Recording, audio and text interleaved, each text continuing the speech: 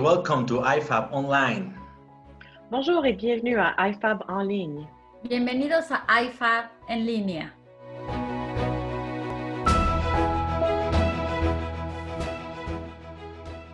Hello and welcome to this session. Today we'll be talking with two wonderful fundraising professionals with experience in Latin America.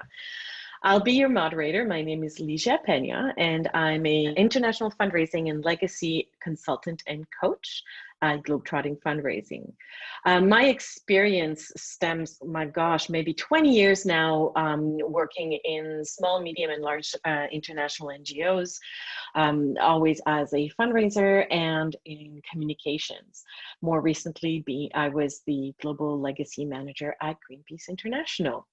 And so I am excited and very happy today to introduce you to Andrea Diaz de Solano and Alex Ferez. And so I will let Andrea and Alex introduce themselves. Thank you, Ligia. So yes, my name is Andrea. I've been working for more than 15 years in fundraising. I ended up doing fundraising for, a very, interesting and I would say it was destiny. For me, I studied international relations. I worked for the government in Mexico doing international relations for them. And then I ended up in London to do a master's degree at the LSE. I was supposed to go back to work after a year finishing my master's, but I then decided to stay. And I started to work in the Mexican embassy as a deputy director for the Minister of Politics. And I worked there for 3 years. And then I realized I was a little bit tired of politics and I wanted to change my career path and see the impact of my actions more directly. So I was a volunteer for a small charity then, and I really liked the work of the charitable sector. So I decided to just get into the sector and been 15 amazing years. I think I have seen the impact of the money I've raised, and it's really very rewarding. So my main experience has been in high net worth individuals, so raising money from very wealthy people across Europe, Asia, but also in Latin America.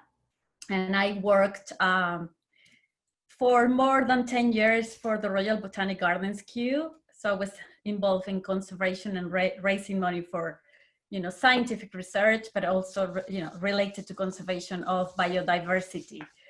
And then I moved to education. So I'm now the director of Philanthropy, Partnerships and Engagement for a college.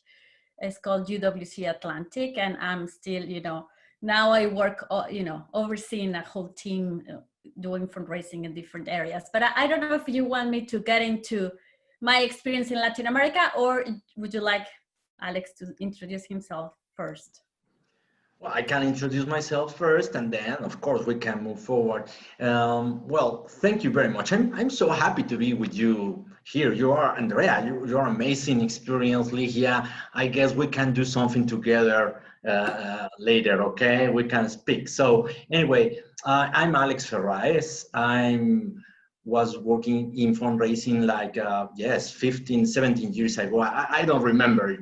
But anyway, I started the fundraising in a small non-profit organizations here for protect endangered species. Then I moved on other international organizations like Greenpeace, SOS, Children Villages, Medicines Sans Frontières, UNHCR. So my experience mainly was focused on marketing and individual giving fundraising. I mean individual giving in terms of massive fundraising, in these terms I call the Netflix model, of course.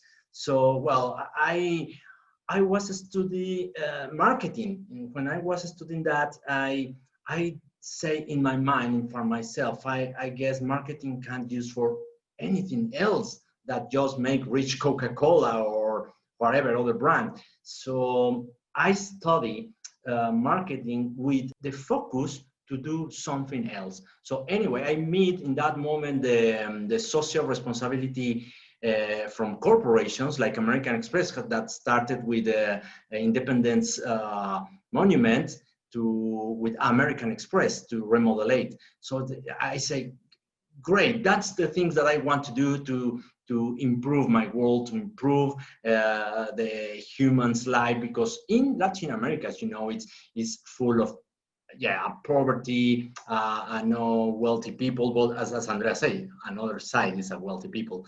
Anyway, I am very happy to work in this industry.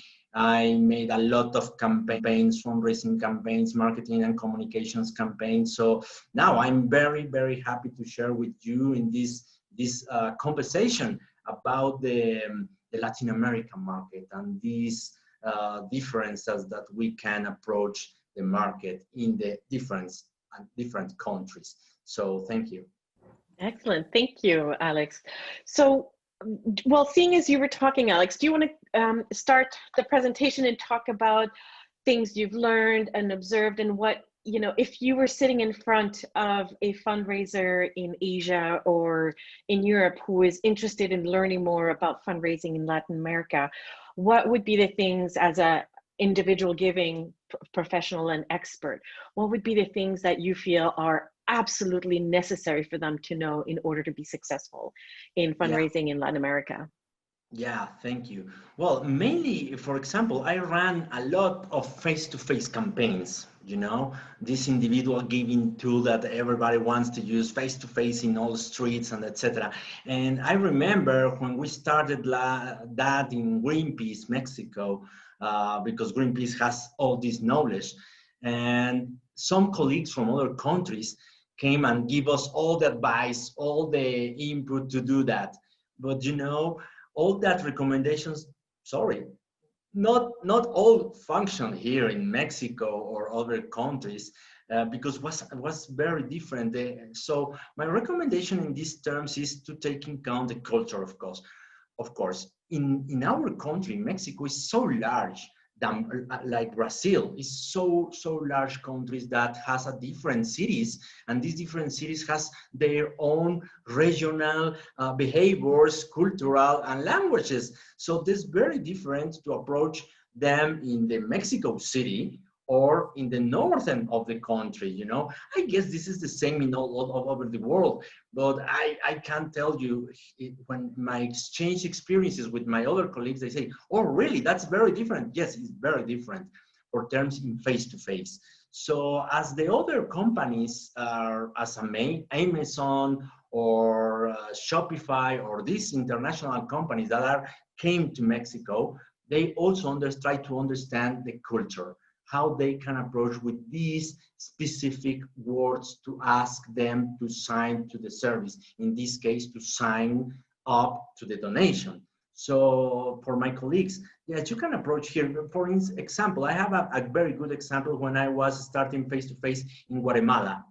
Guatemala, some of my colleagues don't really understand face-to-face fundraising, and they don't understand and they don't believe in the face-to-face, because they say, no, the people here is very strange. Yes, I know, Guatemala is very strange, with all respect. So we go them and we prepare and we try to speak with the people in the street, and we understand very well how the people wants to be approached.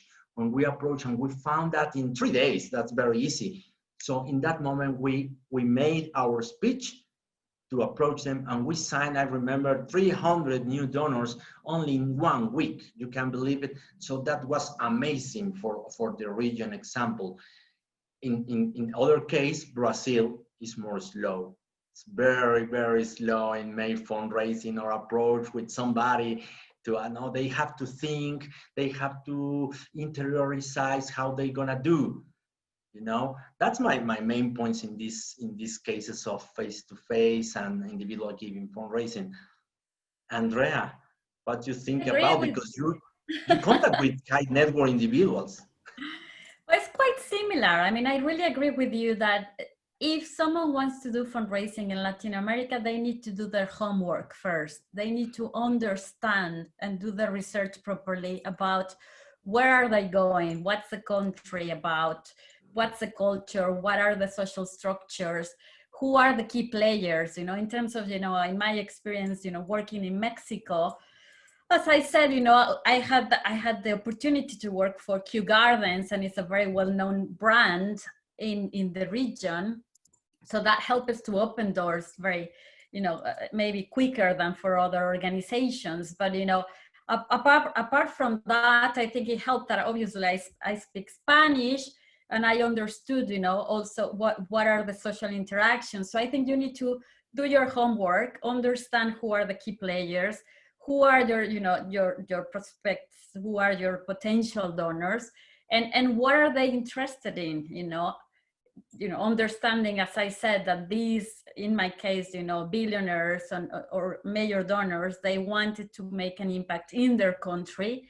So for us, Q, it was potentially, for them interesting, because Q has been working for many years in the region, and it was not a quick fundraising that we just wanted to go there and get money out of the country, but it was more about a long-term investment. So our scientists, they have been working and building relationships with local scientists for 20 years. So I think people, they need to also think about long-term investment. If you're going to do fundraising in another region, you cannot just go, arrive, get money out and go. I think people, they need to see that you're committed to the region, that you really care about the region, that you really understand them.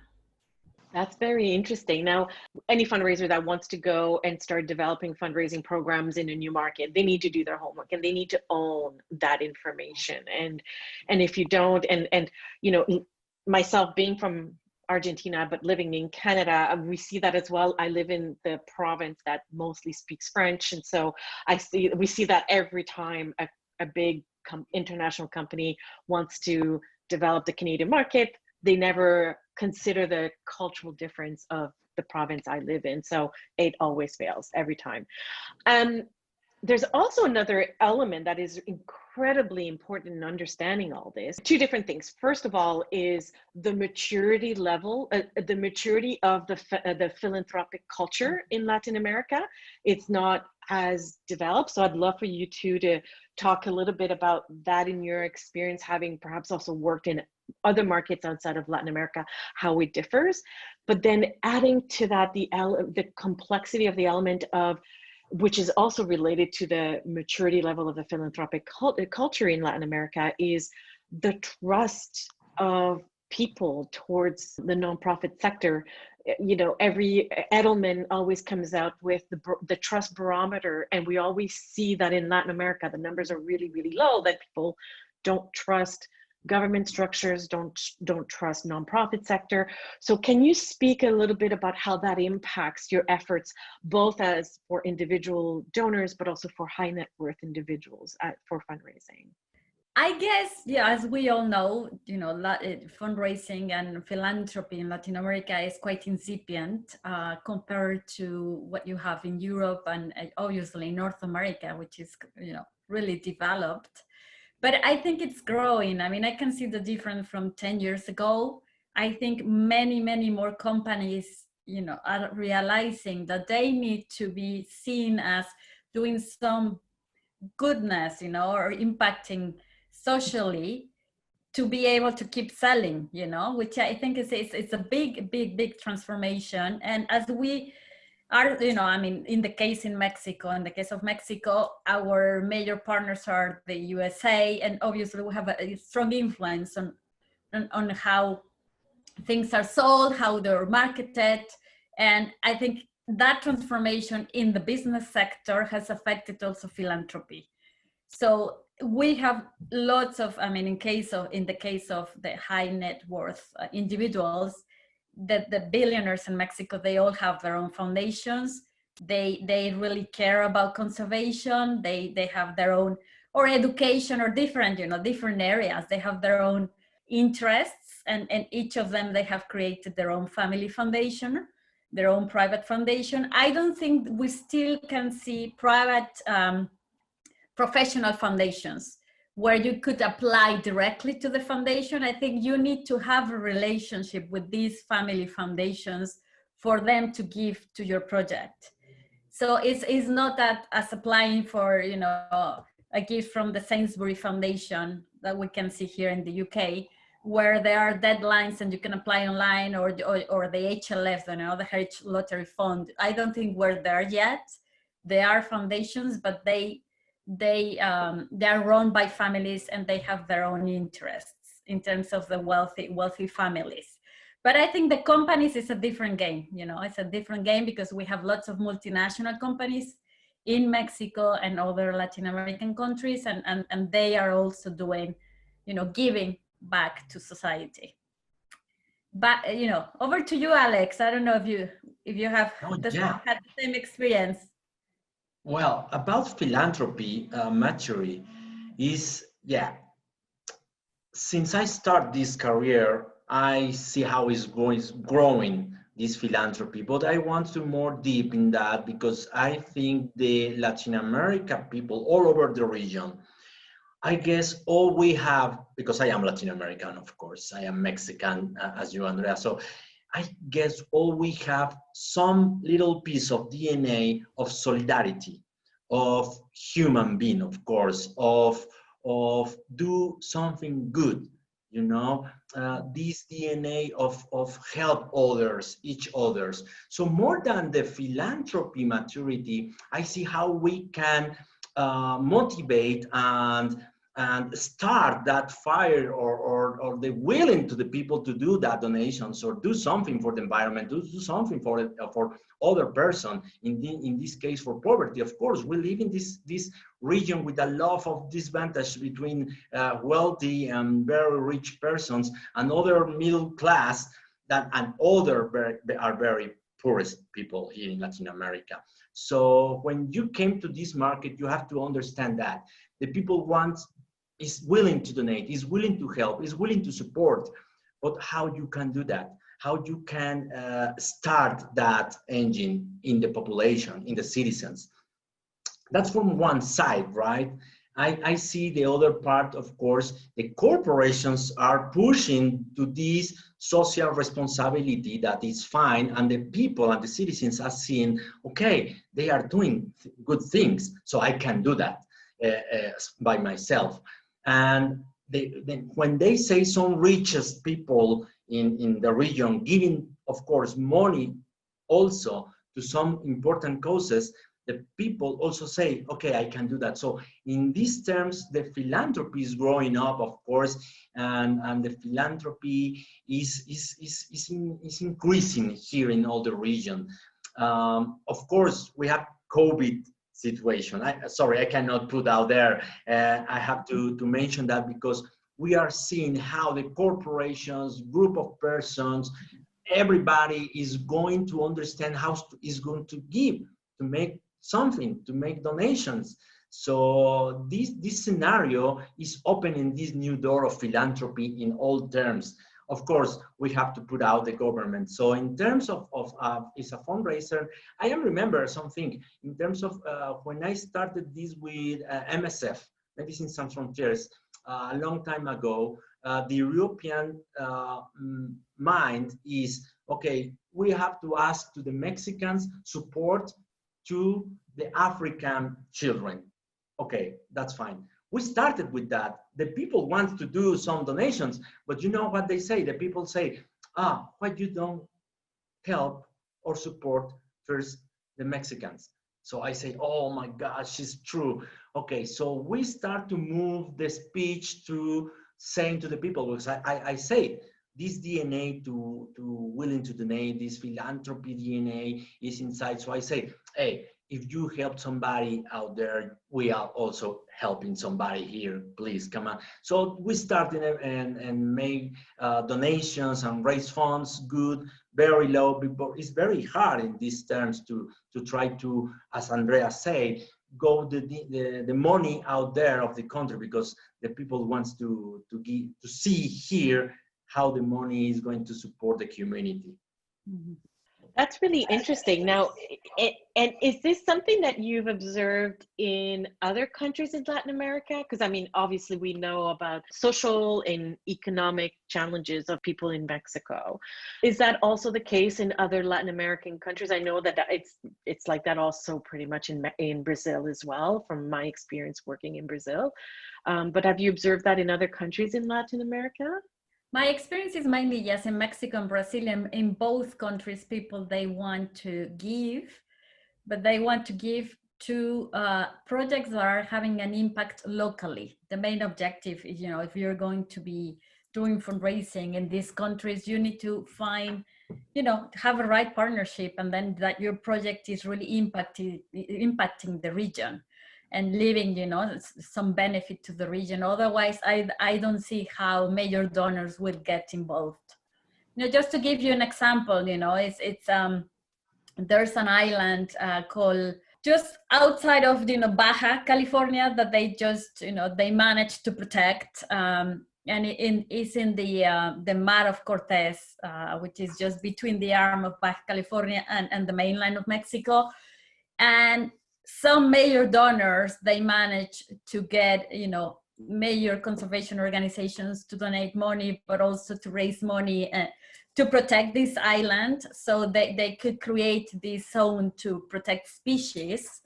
And they only managed to do it because they could see the benefit of protecting the island, and also the benefit for the whole country, because they could start to see that the species, they were growing in numbers, because they had this area where it was a no catch area, etc. But involving, it was international charities giving money, raising money, also in the USA for a project in Mexico, but also with donations from major donors that are Mexican. But it was a partnership between local donors and American donors through an organization that was international, that they could protect that area in Mexico. So I think that's key for fundraising in the region.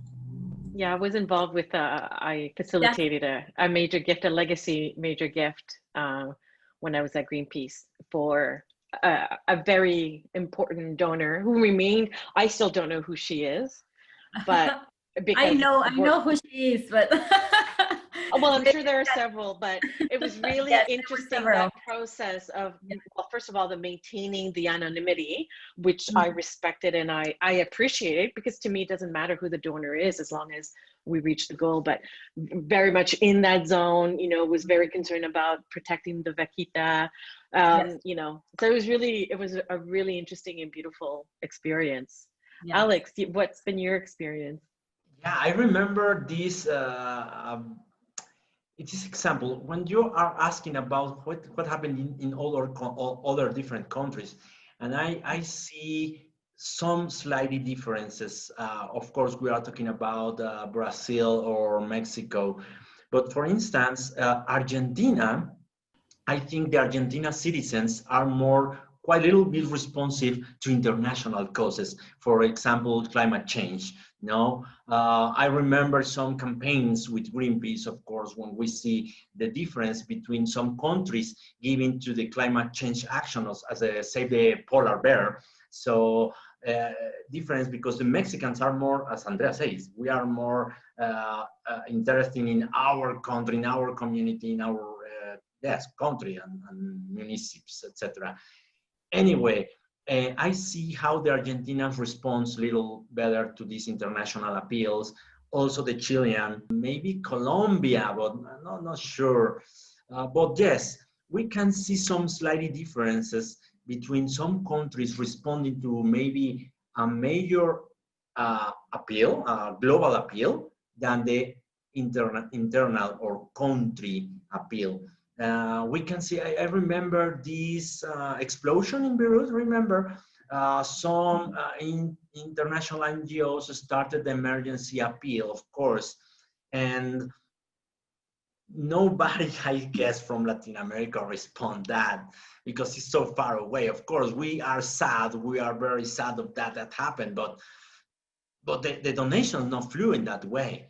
In this case. But when we see a natural disaster, we can see how the regional community responds. And I see Argentina is more responding, Brazil maybe, Mexico is in the middle, but we have to point Central America. Central America is a low-level economic countries there. So how we can ask them, hey, give US dollars to polar bear, we have some more important issues here with the forest or whatever.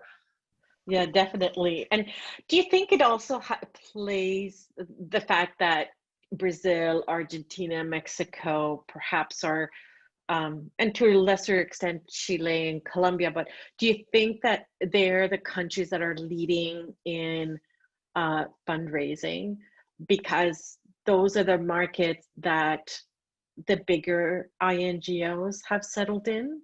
Because I mean, there is a very large, small, medium-sized local sector.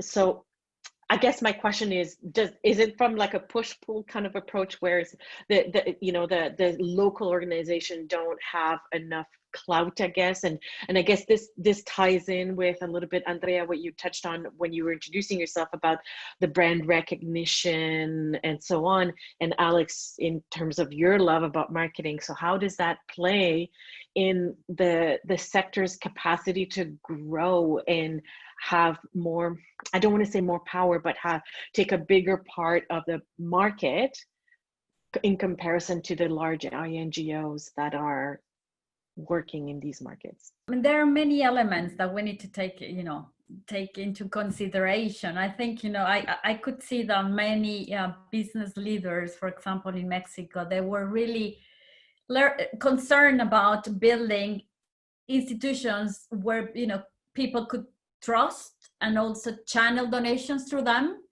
that they could also encourage other businesses to give back. And, I don't know, if you have a salary, you can give part of your salary, and then, the company could do the match, of your donation. So all that is also, you need the leadership in the country to push for that movement into philanthropy. And I have seen that in the leaders or the business leaders in Mexico. They're really concerned about that and forming strong institutions, professionalizing fundraising. And you didn't have that 10 years ago, but it has been really the work of a group of people that are pushing for that, which I didn't see in other countries in my experience. And I think that's one element that really helps the sector. And another one is obviously is how the economy is working in the country. If the economy is not strong and stable, I think philanthropy, it's a secondary, priority, as Alex was saying.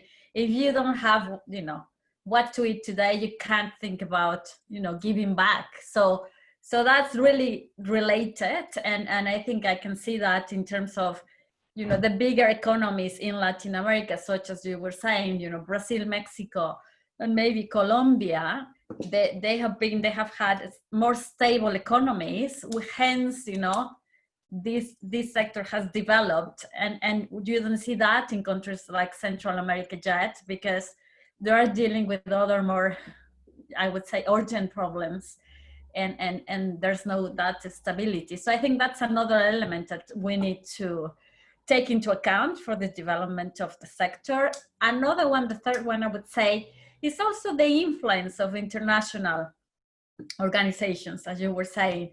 I think Greenpeace has a strong influence in Mexico, for example. Or there are other big organizations that they have been pushing for the conservation of nature that are international, that they, as you said, they have been established in Mexico, that are pushing for changes in different sectors. So I think the combination of these three, they're really helping some countries to develop the third sector. Yeah, I think I am seeing this growing up sector, of course, in more professionalism, trainings, etc. During this pandemic, of course, we see a lot of webinars all over the world, a lot of information about it. In Latin America, I see also that, but in a low level comparison with US. Of course, US is the lead in fundraising. Sorry, but yes, it may be a step forward from UK. We know UK has this philanthropy cultural a DNA. So anyway, I see this professionalization sector is very quite difficult for some international NGOs to can hire a fundraising director, for example, because a fundraising director has to understand all the scope of fundraising. I mean, fundraising in terms of big donors, in terms of individual giving and corporations and foundations and grants. So, but it's not easy in this country or other countries. So I guess we can move forward more on training and capacity sessions. Anyway, I see in the lead Mexico, of course, Brazil is on that, Argentina is on that. We have some associations there that is working. Also Colombia is working on that. Another part of this continuous evolving of the fundraising is because, again, I see how international NGOs struggle to hire some fundraising director to cover all that. It's very quite difficult because maybe they can understand and can find somebody expert in major donors, of course, or grants, but not in individual giving. Or you can find somebody very expert in individual giving, but don't in grants. Anyway, with some experience, Andrea and we have a lot of experience with that, and we understand all that scope of fundraising channels that we understand. And of course, I know all about of these channels, and I love all that channels that make me passion. My passion is individual giving, of course. So yes, I am willing to make any training to anybody who needs support here in Mexico or the region to do that. So that's we are here in IFAB to try to these exchanges of ideas, of knowledge, etc. No, I really agree with you, Alex. I think capacity building is really very much needed in the region. I mean, and if we can encourage that and help with that, I think in my experience with major donors and these really, these billionaires in these countries, it was difficult to open the door, they won't open the door to any fundraiser. They need to, in my experience was that you need to find the right person to help you to open the door, because they just trust, people they know. So that's another element that you need to take into consideration if you want to do fundraising with major donors. They need to trust you, and they need to know who you are to open the door. And so any fundraiser that it's doing, they were hired, if they don't trust them, they are not going to open the door. So that's in the case of the major donors, and I think the more we can professionalize the sector, these major donors, they will understand that these people are professionals, they know what they're doing. And so hopefully, in the future, they will open the door to more people. Andrea, thank you for that, because I see this capacity development that you say in all sizes nonprofit. When an international NGO, Ligia, comes to Mexico and wants to start and make fundraising, of course, in any level or any channel, they see not enough capacity. I mean, in terms of banking, networking, because the networkers, we have a lack of networkers in terms of high net worth individuals. Of course, the person trusts in the other person of their circle, of the network, etc. So we don't have that capacity all over the region yet. Maybe some international NGOs are building of that, like UNICEF or any other, but small nonprofits are lack of that.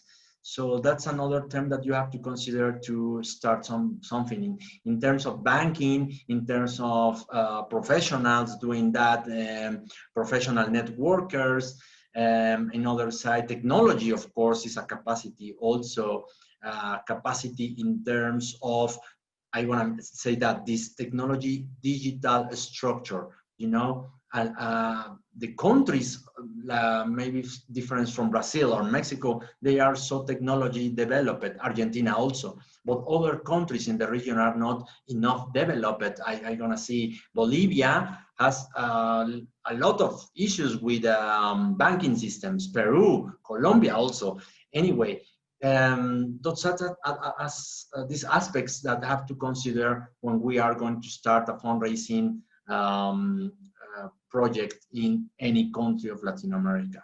Yeah, and I think, and again, this is an observation because, you know, like I said, although I'm from South America, I didn't grow up in South America, so Canadian through and through, really.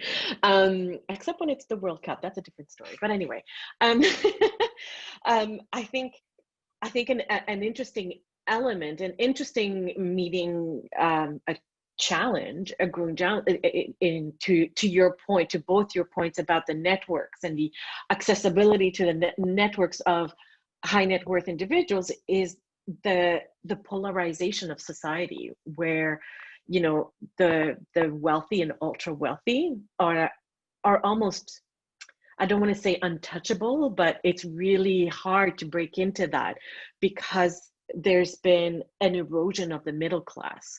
And it's something that I think is incredibly important to understand, because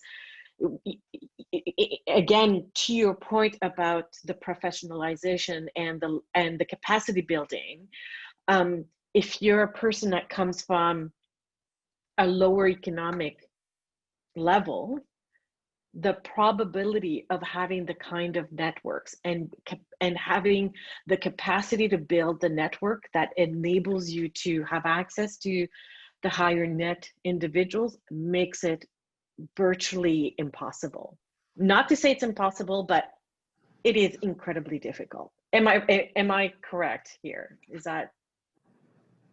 Yeah. Yes, you are totally correct. I think it's exactly what is happening. I mean, in my experience in Mexico, I think people are, this group of people, you know, the very wealthy people, they are very private because of, you know, security issues as well. So obviously their circle is very closed, they are not open to everyone, and they need to trust the person that is entering that circle. I think one thing that could help, you know, fundraisers in you know, to overcome that is using different ambassadors. So people that could be, you know, they know these people, that they could be ambassadors for you, that could open the door. For example, I work a lot with the a business club called the Club de Industriales, and all the business leaders of Mexico, they are members of this club. So the director, the president of this club, is a very recognized figure that is a member of many charities. He's a trustee in many charities, and he is very respected by all these business leaders. So this person was really an ambassador for us and helped us to open doors. So you need to find that kind of ambassador for you, you know, for your cause, so they can really link you and open the door to these close circles of wealthy donors. And I think that's something that works very, very, very, very well. Yeah, in the other hand, these you say these ambassadors, for instance, in individual giving for all over the Latin America countries, I guess the people also follows these influencers, of course. No, so I am talking about this other side of the coin in terms of course, we can have these influencers. If you want to do something here in Latin America, you also have to pick one person who can be your influencer. But you have to take care of that, because a lot of influencers, as every influencer all over the world, has some issues like the image, or they're related with other brands, or yes, brands that affecting the environment, for instance. So yes, anyway, it's a very new tool. Of course, we are in digital era, so that the influencers are supporting some causes. I remember Save the Children in Colombia, Mexico, etc. are doing a very well job here in the region with these influencers, asking to the people to involve, etc. So yes, it's the two parts of the coin. You can choose a big ambassador, high net worth individual, and on the other hand, influencers. Maybe they are know each another. So this is another important point about it.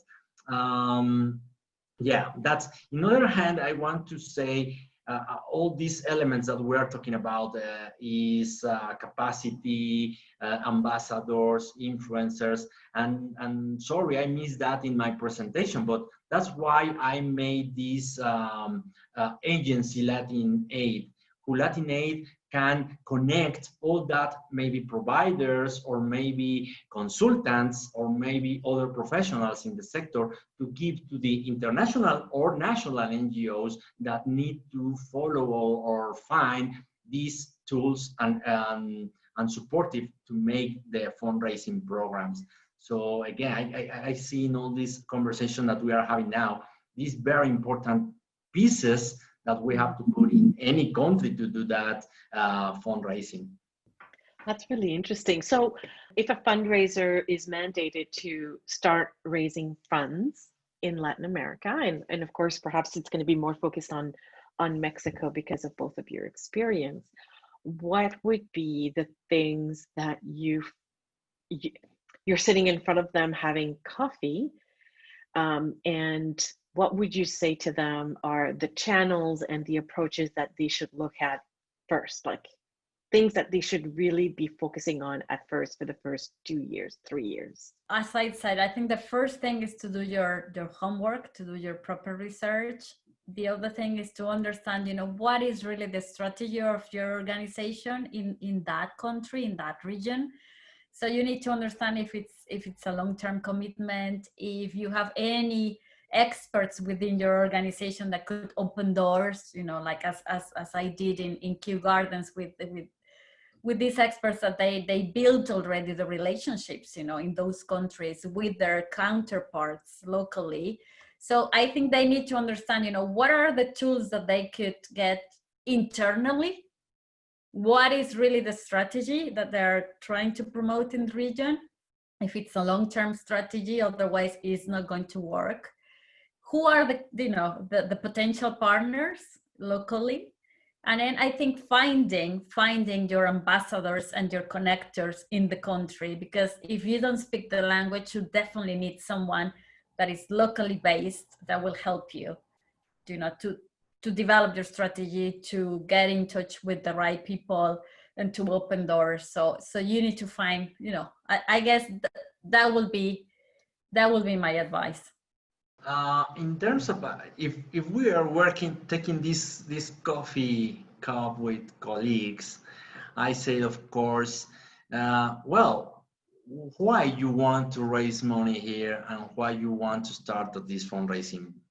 Of course, as Andrea said, we have to know the strategy, because your strategy can start with wealthy donors, or your strategy can do with individual giving.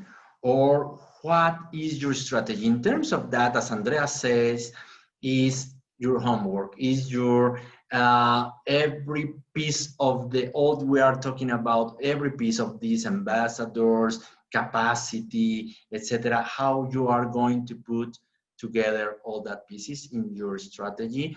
I can tell you, Latin America people is a very good people, I guess, in terms of in the middle class. The middle class responds very well to make donations to the causes, to the social causes. We are seeing all the time in any, as I said, an emergency, earthquakes, for instance. Yes, Mexico City suffers, or Chile suffers a lot of earthquakes, and we see how the people respond very good, very well. But we have to understand that the people respond to as a reaction here in these countries, how we can show them or teach the people to do these small donations all day, all each month, for instance, to support the poverty, to improve other things in our countries. This is, I can say, an opportunity region. Latin America is an opportunity region, and I remember when I was, maybe Ligia, you can remember, Greenpeace see how the Europe market is below the donations, individual giving and major donors is going down. In that time, I remember 10, 11 years ago, the international non-profits are saying we have to go to new markets. It's natural. You have to go to expand markets. So they start invest money in Asia and Latin America. So we have these two sides of the world, with no exploration at all. No, so now we can see from 10 years ago to now a lot of investment in non-profit as international organizations, Greenpeace, Amnesty, Save the Children, World Vision. They are working very well here in the region. So they are going to put investment. As I know, for instance, one big organization with this very bad scenario, they say, we are not to close investments in Mexico or Brazil.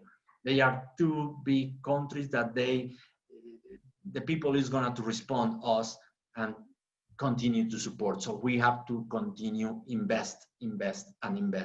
So that's my call to all my colleagues. Yes, we have to, if we want to raise money, we have to invest. There's no other way.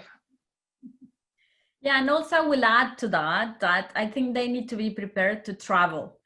Now, now with COVID, we can't travel at the moment, but, hopefully soon we will be able to do it again. But I think at least to be committed to be twice a year in the region that, you're trying to develop, because people in Latin America, we're very friendly, we're very generous, but you need to develop a friendship with them. You need to be there and build the relationships. You cannot expect to meet them once and then send a proposal and then raise £1 million donation. It doesn't work like that. It takes time. People believe in relationships. They believe in friendship, and you need to develop that. You need to develop the trust, and that takes time. So you need to be committed to be there. That's so true, because once you establish a trust, it's not just that the trust is there, it's you become almost part of the family. You're a friend, and I've even experienced that, since COVID, and presenting at a lot of virtual conferences and connecting with a big like the mass amount of professional fundraisers in Latin America. And it's amazing how the relationship building is done differently. And it's nice being from North America, being, brought up in a completely different cultural environment, and then reconnected in that way, the Latin American way that is so warm and welcoming and open and thirsty for knowledge, which goes back to the point you both were making a few minutes earlier about the thirst and the need for capacity building. And I think if, this whole COVID situation, and I'd love for us to talk a little bit about how COVID has impacted fundraising in Latin America. But I think if, the whole COVID situation is, very frustrating for everybody and very difficult for everybody.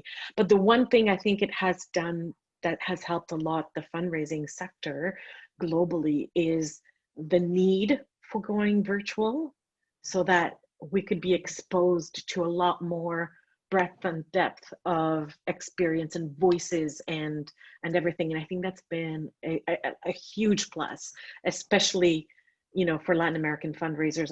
I presented at Aedros a couple of weeks ago, and it was just so amazing. It was so much fun to see that. So can you speak a little bit about how COVID has impacted your efforts in fundraising in Latin America? Well, I can't say at the moment, because I just work remotely, I just work remotely, and I haven't been able to travel. So that's one of the things that have, affected all my travel. I had to cancel. But I think on the positive side, as you were saying, Ligia, is that we have accelerated the process of being online and people accepting that. So we have transferred, all our fundraising online at the moment, and it has worked well. I mean, I don't think, long term this could be sustainable, because I really think that you need the face-to-face engagement, and maybe, people are open to this at the moment because there's no option to anyone. And as the whole world is living the same situation, it has made the world smaller in a way. I think for us, it has been very rewarding to see all the community of supporters really having had the time to think what's important to them and giving more because they care about your cause. So I think that's another positive side of the crisis at the moment.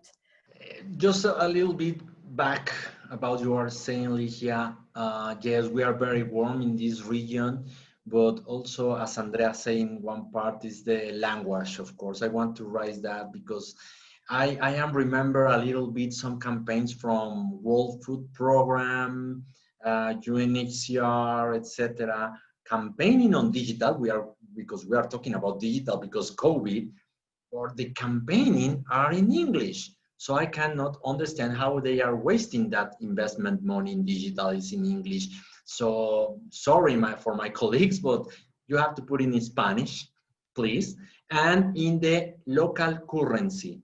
You cannot ask in US dollars because US dollars or euro is so expensive in our countries. The exchange rate is a hit, is a punch in our countries. Argentina, Colombia, whatever country in Latin America has a very expensive exchange rate with US dollars. So please don't ask in US dollars. Maybe it's a wealthy donor. Yes, they understand in dollars, of course, no problem. But for individual giving, don't do that. In other hand, about COVID, as you are saying, I am see this as it's a very frustrating. It's a very frustrating. But now it's an opportunity for the small and medium-sized NGOs to grow up. The grow up is in terms of digitalization, because why? They don't believe in the years ago, they don't understand, they don't know how I can raise money from internet. Sorry, but the internet is there. So now with COVID, the situation is an opportunity to that. Of course, again, I say, it's frustrating. We are a lot of persons sick out there. But now for NGOs is this opportunity to start raising funds, to start networking online, to start to do something online, to make communities on social networks. You can see, and I always say, NGO, why do you need your Facebook? For using for what? For your beneficiaries, or for the cause, or for donors? Oh, I don't know. Now is the opportunity. Now is your chance to take that decision and go straight what is going to do with Facebook, Instagram, or whatever. Because I am seeing with that organization, they are making a lot of Facebook publications for the beneficiaries, but the beneficiaries lives out their country, in regions, communities, with now internet. So come on, we have to address to the people in this timing of COVID, of course. Andrea, as you say, yes, we're very frustrated with no travels, but I hopefully soon it's gonna be all right. I'm sad because I read this news about the two Johnson & Johnson and AstraZeneca are now pausing the vaccine studies because some things went wrong. So let's see what is going to happen. Yes, that's the last news about COVID, right? Again, it's an opportunity. Oh dear. Yeah, I think as you said, Alex, people need to understand what's the best channel to reach out to their stakeholders, to their groups, and as an expert in marketing, obviously you need to segment that and understand, who is reading Twitter, who's reading Facebook, and if you're older donors that still want a handwritten letter, you need to do that, So understanding the donor is key, and understanding donors in Latin America is important as anywhere else in the world. So anyway, let's be hopeful that things will get better. Absolutely. So that's a good segue because we have 3 minutes left. So as final thoughts, my question to you, and we'll give you like 1 minute to answer quickly so we can finish on time, is what do you think the future holds for Latin American fundraising sector, nonprofit sector, that could be useful for anyone fundraising in those sectors? Well, I would say it's the future looks bright. I think it's getting even more professional. As Alex said, people are generous. You just need to find a way to connect with them, to inspire them about your cause. As I said, to understand them well. So you use the right channel, the right language, the right, the right coin, etc. So I think there's a lot of potential. There's a lot to be done in terms of capacity building, but there's a lot of wealth as well. There are very wealthy people in the region that they could do a lot for many causes. So I think we just need to get to them and inspire them to give back. I see the same. I see as a big opportunity a region and countries with a lot of opportunities. The people maybe don't give money or donations because they don't have to be asked for do that. So, and don't be asked in Spanish. Sorry for the language, but it's true for the biggest international NGO. So what I see these opportunities to grow up and make more mature this region in terms of raise funds, in terms of philanthropy, in terms of do the well to the human being, for the humanity. Andrea, Alex, thank you so much for your generosity of time, knowledge, expertise, and perspective. This was incredibly interesting, and I would be happy to continue talking all afternoon if we could. I hope we do get to meet in person one day when we can travel again. And to everyone who took part in this, thank you so much for joining us today. I hope you're enjoying the conference. And if you want to have more questions and you want to reach out to Andrea, Alex, or myself, do reach out to us. We'll have our contacts, I guess, available to everybody, or on LinkedIn as well. So thank you so much and have a good rest of the conference.